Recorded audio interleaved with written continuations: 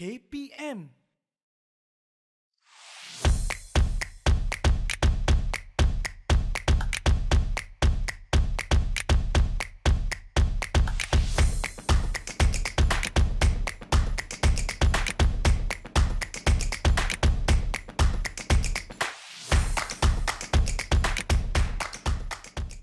Hai, Assalamualaikum warahmatullahi wabarakatuh dan salam sejahtera diucapkan kepada seluruh penonton Didik TV KPM. Hari ini anda bersama dengan saya, Aiman Sufian Azman, dalam slot Bina Upaya Guru. Dan apa khabar penonton-penonton sekalian?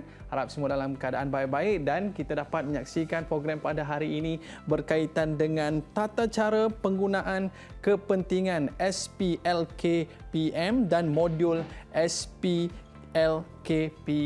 Dan siapakah tetamu yang kita bawakan kepada anda pada hari ini? Kita bawakan kepada anda orang yang tak asing lagi dalam bidang ini, iaitu yang berusaha teknologis Dr. Nik Haslinda Abdul Halim, Ketua Penolong Pengarah Unit Pendaftaran dan Pensijilan Guru Sektor Standard Keguruan Bahagian Profesionalism Guru KPM. Apa khabar, Doktor? Alhamdulillah. Terima kasih, Doktor, kerana bersama dengan kita pada hari ini. Yang mana dalam Bina Upaya Guru ini, kita nak membicarakan tentang tata cara penggunaan kepentingan SPLKPM dan modul SPLKPM. Baik, kita yakin dan percaya ya, bila mana KPM telah menyusun pelbagai strategi ataupun pelbagai latihan yang diberikan kepada guru-guru kita dalam melahirkan guru-guru yang cemerlang, guru-guru yang penuh dengan sistemnya. Orang kata sekarang ni pun sistem dah canggih-canggih dah sekarang kan. Jadi kita nak tahu berkaitan dengan bagaimana sistem pengurusan latihan Kementerian Pendidikan Malaysia yang kita sebutkan sebagai SPLKPM ini memang sudah serasi dengan Pegawai Perkhidmatan Pendidikan KPM pada masa sekarang. Mungkin doktor boleh terangkan apa sebenarnya itu kan SPLKPM ni? Nak sebut pun mungkin susah sikit kan. Okey, dipersilakan, Doktor. Terima kasih, Aiman. Assalamualaikum.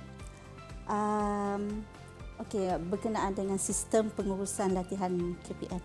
Maknanya SPLKPM lah yang biasa, memang dah biasa bagi PPP, Pegawai Perkhidmatan Pendidikan dan juga warga KPM lah.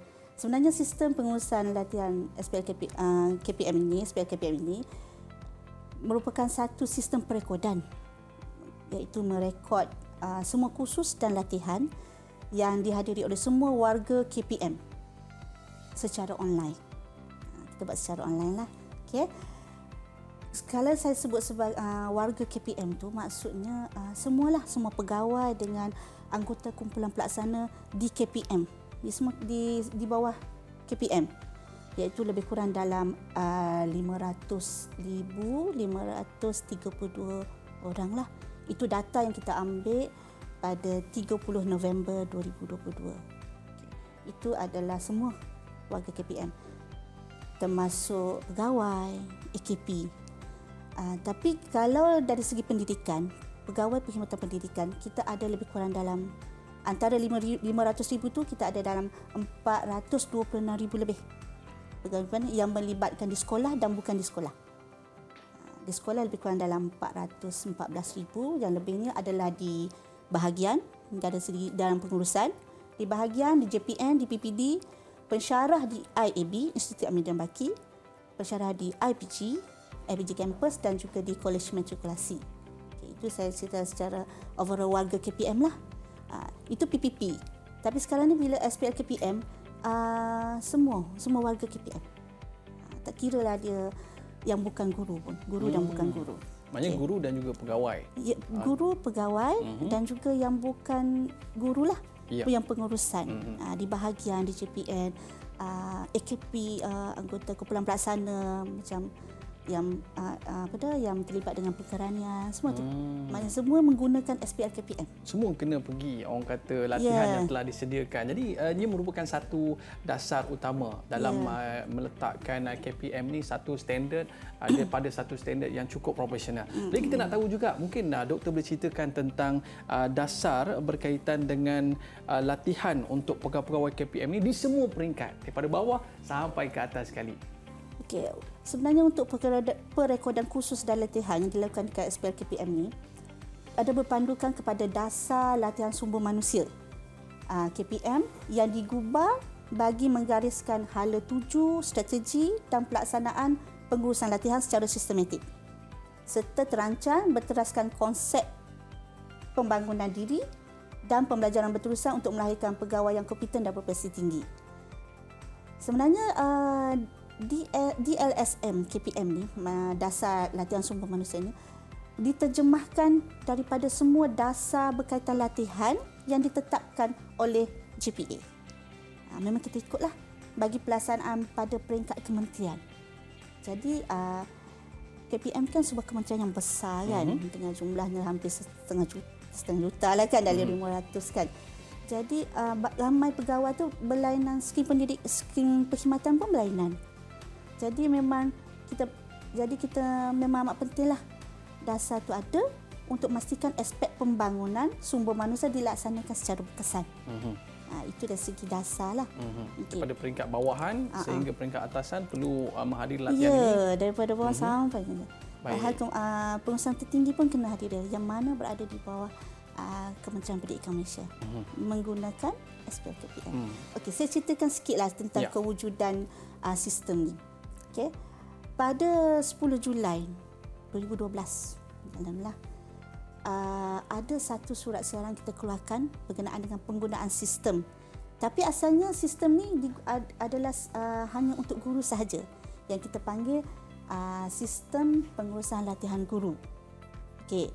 Kita nak dapatkan semua maklumat latihan dari cikgu di sekolah daripada sekolah, PPT, JPN, daripada kolej semua tu. Jadi kita gunakan sistem pengurusan latihan guru. Jadi bila dia dah biasa dan dah apa kita panggil dah nampak kemajuan, kita senang mendapat semua tu. Jadi KPM KPM dah dari segi kita tengah bincang menetapkan supaya diguna untuk semua warga KPM. Asalnya untuk guru saja. Tapi bila nampak satu penambahbaikan, memudahkan pengurusan, so benda tu kita besarkan untuk menggunakan semua KPM dan tukar nama jadi sistem pengurusan latihan. Itu KPM. sejarahnya kan. Jadi apa bentuk latihan yang ada pada orang kata kita sebutkan SPL KPM ni? Apa di antara bentuk latihan yang ada? Latihan semua PPP ataupun semua warga, latihan tu dia sebenarnya merekod. Sistem tu adalah merekod. Jadi individu tu boleh merekod maklumat latihan yang dihadiri di mana-mana saja. Okey, dihadiri rekod. Lepas tu ada juga penyelaras yang menawarkan latihan. Ada yang menawarkan latihan dan juga ada yang menjadi urusia menjalankan latihan. Jadi cikgu akan masuk untuk merekodkan latihan itu dia. Jadi untuk merekodkan latihan-latihan yang dihadiri oleh tak kira guru-guru ataupun pegawai-pegawai di KPM. Ya, betul. Baik, kita nak berehat seketika. Para penonton, jangan ke mana-mana. Bina Upaya Guru.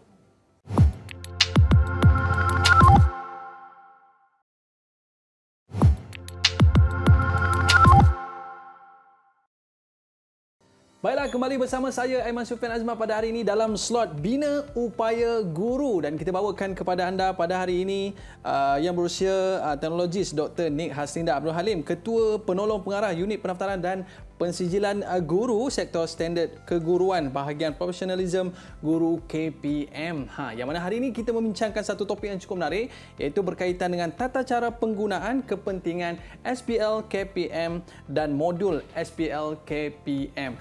Saya tadi tertanya-tanya jugalah Doktor tentang latihan, tapi kali ini saya nak cuba tanya apa sebenarnya modul yang terdapat dalam SPL KPM tu Doktor? Okey, untuk SPL KPM kita ada 3 modul utamalah. Okey. Selain daripada modul admin lah bagi untuk pentadbir sistem, untuk developer, untuk pembangun sistem, selain daripada situlah untuk admin. Tapi kita ada 3 modul yang utama. Yang pertama adalah modul penyelaras. Maknanya modul penyelaras latihan lah, untuk penyelaras latihan. Yang kedua adalah modul individu, yang memang semua mesti ada. Warga KPM semua dalam 500,000 orang tu mesti ada. Ada ID untuk modul individu. Dan yang ketiga adalah modul dashboard, menggunakan modul statistik. Okey, saya cerita satu berkenaan dengan modul penyelaras. Mula dengan modul penyelaras. Modul penyelaras ni dia khas untuk penyelaras latihan. Maknanya penyelaras latihan untuk satu organisasi, untuk setiap sekolah, untuk setiap PPD, untuk setiap JPM. Kalau sekolah ada dalam 10,000, so penyelaras sekolah tu, pelatihan untuk sekolah tu, cikgu tugas dia memang ada juga ID-nya. Di PPD pun ada, di JPN pun ada. Okey, tugas penyelaras latihan tu dia yang pertama sekali dia kena pastikan semua maklumat PPP ataupun maklumat pegawai AKP untuk institusi dia di sekolah ke di PPD ke JPN tu mesti ada dalam SPL KPM. Maklumat tu mesti kena ada dan lengkap lah, ikut grade, ikut supaya kita nak buat statistik, memudahkan untuk buat statistik kan. Okey, yang kedua yang biasa buat adalah selain daripada dia boleh mendaftar kursus. Maknanya kalau ada penganjuran kursus, dia boleh daftarkan melalui penyelaras latihan. Jadi cikgu yang hadir kursus penyelaras latihan tu akan masukkan maklumat cikgu tu. Jadi cikgu tu akan buat. Kalau kursus tu dalam 2 hari, 3 hari, so automatik cikgu tu akan dapat 2-3 hari lah. Dia macam tu. Jadi untuk penyelaras selain pada tu dia juga tugas dia juga adalah untuk buat sokongan kepada kursus-kursus yang cikgu hadiri. Bila cikgu hadiri luar daripada KPM ke, dalam KPM hadir sendiri ke, e-pembelajaran ke, secara online ke, bila dia isi, penyelaras tu kena pastikan cikgu tu dia sokong. Penyelaras tu akan sokong, tapi kena pastikan benda tu lengkap dululah. Dengan ada dia punya ni, dengan ada maklumat dia, confirm betul ke tak dia hadir, semua adalah. Dan juga yang kedua adalah individu, modul individu. Memang semua tu kena masukkan semua maklumat. Kita ada juga untuk penyerahan mata kredit, aktiviti mata kredit, 13 aktiviti untuk mata kredit boleh isi. Jadi pengesahan juga ada kena SULTP, penyelaras latihan. Dan juga dashboard adalah untuk statistik. Untuk statistik. Jadi apa-apa kursus yang masuk melalui dashboard kita boleh nampak. Maknanya penyelaras akan tahu cikgu ni pergi berapa yang dah cukup mata kredit, berapa yang dah cukup bilangan hari. Sebab kita ada ketetapan kan, berapa hari yang perlu ada ikut ketetapan tu. Maknanya nak tak nak guru dapat melihat sendiri bagaimana dengan perjalanan sebagai seorang guru ni kan melalui latihan-latihan dan modul-modul yang diberikan. Baik, jadi kita nak tanya kepada doktor lah kan, zaman teknologi yang hebat ni kan, maknanya orang kadang-kadang boleh mengakses dengan secara haram dan sebagainya, ataupun kita sebutkan sebagai ada orang ataupun segelintir manusia ni yang suka memanipulasikan terlebih yang kita sebutkan sebagai data-data yang dihimpunkan. Jadi mungkin kita nak tanya kepada doktor tentang bagaimana tentang keselamatan, adakah rekod latihan penggunaan terdedah kepada ancaman bahaya seperti kehilangan ataupun manipulasi oleh pihak-pihak yang tidak bertanggungjawab. Silakan doktor. Okey, sebenarnya KPM kita ada server tersendirilah. Okey, jadi sistem ni diletakkan pada server pelayan di bawah kawalan pihak KPM sendiri. Maknanya memang insya-Allah lah setakat ini alhamdulillah, so data kita terjaga di bawah server KPM lah. Jadi pihak KPM sentiasa memantau dan menyelia semua aktiviti sistem. Jadi kebanyakan sistem memang diletakkan di bawah pelayan yang sama, server yang sama, yang memang khas untuk KPM, sistem KPM je. So kalau ada masalah pun dia ada backup, dia akan buat backup. Jadi memang insya-Allah lah dari segi keselamatan tu KPM memang dah masukkan semua protection lah panggil kan untuk yang ni. Jangan bimbang tak insya-Allah. Kita telah memberikan satu keselamatan ataupun security kepada data-data yang telah dihimpunkan. Baik, terima kasih doktor. Baik, para penonton jangan ke mana-mana, kita nak berehat seketika, kembali dalam Bina Upaya Guru.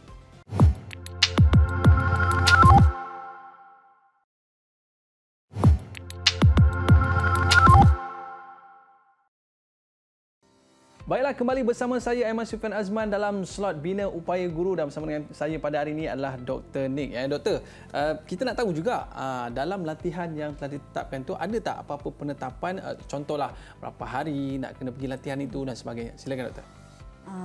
Okey.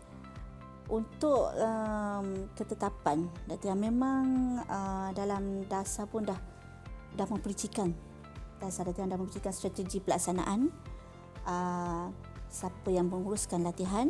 Lepas tu ada ketetapan dia, maknanya ada ketetapan latihan untuk pegawai KPM. Okey. Ada beberapa ketetapan. Yang pertama adalah bilangan hari berkhusus. Bagi warga kerja KPM ialah sekurang-kurangnya 5 hari. 5 hari. Termasuk bagi pegawai lantikan baharu yang baru posting, lantikan baharu yang lapor diri sebelum 1 November. Dan juga pegawai yang berpindah masuk daripada kementerian lain ke KPM sebelum 1 November, dia kena cukup 5 hari. Okey. Bagi yang selepas 1 November, yang baru melapor diri selepas 1 November, perlu memenuhi sekurang-kurangnya 2 hari saja. Itu ketetapan yang dirilah. Lepas tu satu lagi, setiap bagi untuk stasiun 1 tahun, untuk 1 tahun, maknanya 5 hari dalam masa 1 tahun. Dan juga dia kena juga mengikuti satu e-pembelajaran secara kendiri. Okay? E-pembelajaran maknanya ada 1 hari tu memang kena e-pembelajaran. Tak kisahlah dia nak melalui EFSA untuk Intan ataupun melalui e-pembelajaran mungkin melalui Microsoft, mungkin melalui Google, Apple, apa-apa yang berkaitan secara online lah. Jadi kena ada satu. Barulah kita cukupkan 5 hari tu. Kalau tak ada, hanya khusus saja tak cukup. Dia tak boleh nanti. Itu dari segi ketetapan lah. Baik, jadi kita nak tahu juga apa sebenarnya kepentingan SPL KPM ni kepada warga kerja KPM. Silakan doktor. Okey, kepentingan SPL KPM ni sebenarnya selain daripada memudahkan kita mendapatkan berapa rekod untuk perekodan, ia juga penting untuk membolehkan pengurusan tertinggi KPM dan pembuat dasar membuat perancangan aktiviti latihan yang sesuai dengan keperluan semua warga KPM. Itu yang penting. Okay? Serta dia nak boleh menilai keberkesanan latihan yang telah diberikan. Ini bukan apa, kadang-kadang kita pun nak kena tahu KPM boleh memantau dan memastikan keberkesanan setiap ringgit yang dibelanjakan lah. Sebab setiap kursus kan mesti ada ringgit juga. So kita nak tahu berkesan ke tak. Okay, itu dari segi pembuat dasar lah kan. Jadi perkeliling yang ketetapan 5 hari tu kita kena ikuti, memudahkanlah bila secara online. Ikut peringkat, kita tahu ikut peringkat dan semua statistik lah yang berkaitan. Okay. Macam Cik Man dah maklum kan, warga KPM ada 500,000 lebih. Ramai. Kalau 500,000 tu skop tugas yang berbeza-beza. Tugas yang berbeza, ada yang guru, ada yang bukan guru. Jadi kalau kita nak kesan semua latihan tu macam susahlah kan. Bila kita ada SPL kan macam memudahkan. Rekod so kita tahu itu kursus apa. Untuk yang bukan guru apa yang perlu latihan apa yang perlu diberikan. Itulah. Untuk kepentingan yang kita dapat lihat dalam SPL KPM ini. Dan kita, yalah biasalah apa-apa saja yang kita buat pasti mungkin ada sedikit masalah ataupun aduan yang kita terima dalam terutamanya dalam sistem SPL KPM ini. Bagaimana SPL KPM dapat menangani apa saja aduan yang dihadapi mungkin pengguna sistem dengan jumlah yang besar dalam satu masa. Okey. Sebenarnya SPL KPM ni kita mula masa develop untuk ni daripada bawah kan. So adalah kita mula dengan penyelaras latihan. So SPKM ini dia mempunyai satu kumpulan meja bantuan khas yang membolehkan masalah yang memerlukan perhatian dapat dilihat dengan kadar segera. Jadi kalau warga kerja KPM dia boleh ada masalah berkaitan dengan SPL KPM, dia boleh mengutarakan, boleh menghubungi SULDP organisasi masing-masing. Okay, sebagai panggil apa? First level support. Jadi apa-apa kemusykilan dia boleh merujuk pada SULDP lah. SULDP. Kalau sekolah dia rujuk pada eksekutif sekolah dulu. tak dapat selesai dia pergi ke PPD, tak dapat selesai pergi JPM. Dan juga boleh juga terus kepada kami. Macam tu. So kita sentiasa berhubung antara satu sama ada supaya ada masalah apa yang berkaitan dengan aspek KPM, kita boleh tayangkan bersama. Baik, maknanya inilah, jangan risau. Ada je pegawai-pegawai kita yang tunggu untuk menyelesaikan masalah anda semua. Mungkin ada sedikit harapan daripada Dr. Nick terhadap orang kata kepentingan penggunaan SPL KPM ni dan modul-modul yang disediakan. Dari segi harapan, kami di KPM mengharapkan semua sekarang ni bila kita ke arah guru, kita banyak fokus kepada guru sebenarnya. Jadi kami harap aspek KPM ni dapat diguna sepenuhnya oleh semua PPP dan juga warga KPM lah. Boleh juga menggunakannya. Dan kita juga akan buat penambahbaikan. InsyaAllah tahun depan akan ada lagi beberapa penambahbaikan yang mana cikgu pun boleh daripada aspek KPM juga boleh mengikuti kursus terus. Daripada situ. Sekarang pun dalam modul individu pun dah ada. Kita letakkan beberapa link yang boleh cikgu memudahkan PPP mencari kursus-kursus untuk dihadiri yang memang sesuai dengan grade dia, tugasnya dari segi sebagai guru, sebagai pentadbir dan pemimpin. Hanya kita kena ambil peluang yang ada ni untuk menghadiri latihan untuk meningkatkan lagi kecekapan kita, profesional kita dalam melaksanakan tugas. Kita nak ucapkan jutaan terima kasih kepada Dr. Nick Haslinda atas orang kata ilmu yang diberikan pada hari ini. Dan terima kasih kepada para penonton yang terus setia bersama dengan kita pada hari ini dalam slot Bina Upaya Guru. Kita jumpa lagi. Assalamualaikum warahmatullahi wabarakatuh.